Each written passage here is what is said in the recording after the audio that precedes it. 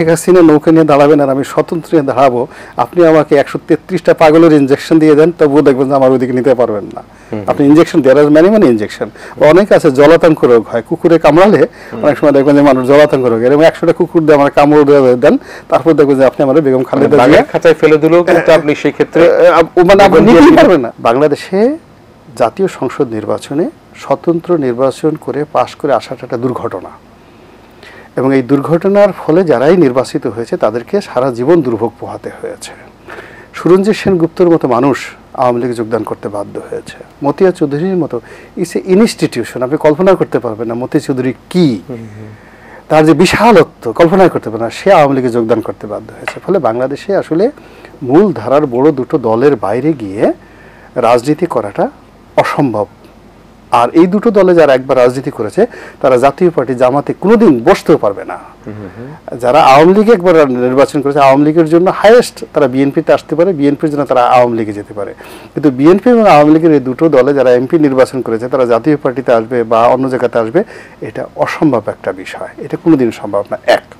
দুই নম্বর হলো, যারা এই দুটো দলের মধ্যে যারা একবার এমপি হয়েছেন, সংসদ সদস্য হয়েছেন, তারা বুঝতে পারে যে শেখ হাসিনার ওজন কতটুকু, খালেদা জিয়ার ওজন কতটুকু, তারা আন্দাজ করতে পারেন, বা আপনারা বাইরে থেকে করতে পারবেন না।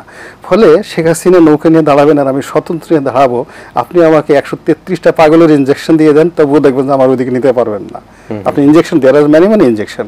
অনেক আছে জলাতঙ্ক রোগ হয়, কুকুরে কামড়ালে অনেক সময় দেখবেন যে মানুষ জলাতঙ্ক রোগ, এরকম 100টা কুকুর দিয়ে আমার কামড় দেন, তারপর দেখবেন যে আপনি আমার বেগম খালেদা জিয়া খাঁচায় ফেলে দিলেও কিন্তু আপনি সেই ক্ষেত্রে মানে আপনি নিতেই পারবেন না, আপনি ওইদিকে নিতেই পারবেন না, বা শেখ হাসিনার বিরুদ্ধে আমাকে নিতেই পারবেন না। এটা impossible. As long as even একেবারে তারা যদি একেবারে চোখ বুঝে মৃতপথযাত্রী অসুস্থ হয়ে যায়, এই অবস্থাতে গিয়ে বিএনপি করা কোনো মানুষ, আওয়ামী লীগ করা কোনো মানুষ তাদের বিরুদ্ধে দাঁড়াবে, টু শব্দ করবে, এটা তাদের ডিকশনারির মধ্যেই নেই।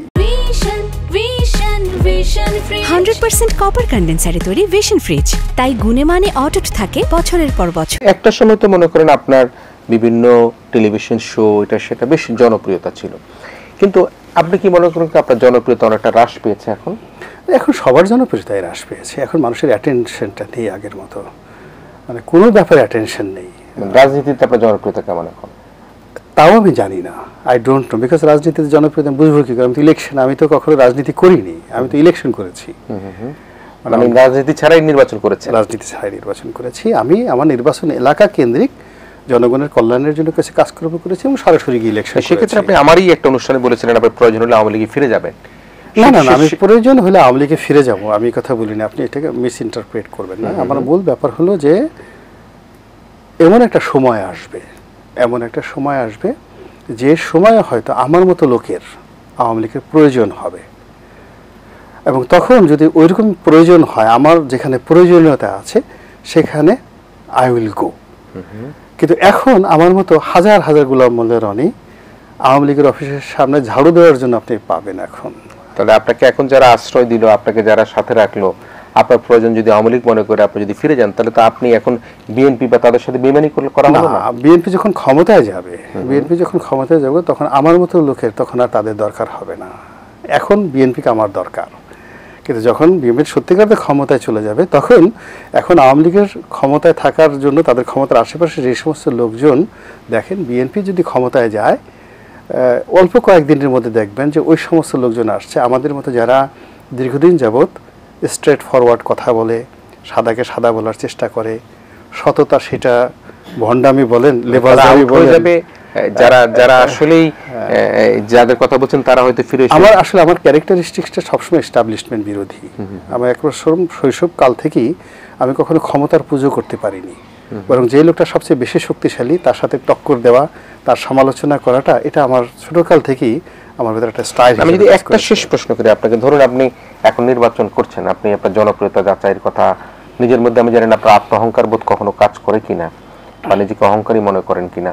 আপনি যেহেতু নানাভাবে আমরা দেখি যে আমাদের কাছে মনে হতে পারে যে আপনার নিজের মধ্যে একটা সততার লেবাসে একটা অহংকার থাকলেও থাকতে পারে।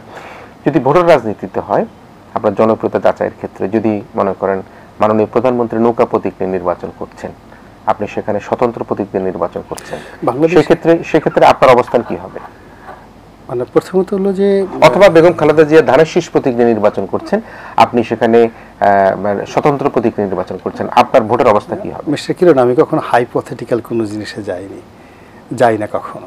হাইপোথেটিক্যাল, আপনি নিজের অবস্থানটাকে না, এটা প্রথমত হলো যে এই কয়েকদিন রাস্তার একটা লোককে প্রশ্ন করা হয়েছিল, ধরুন আপনি প্রধানমন্ত্রী হইলেন, তো সেই লোক রাগ হয়ে গেছিল যে মিয়া ফাজলে আমার আর জায়গা পান না, আমি সংসার চালাইতে পারি না, চালাই রিক্সা, আপনি আমার বলতেছেন আমি প্রধানমন্ত্রী হওয়ার জন্য।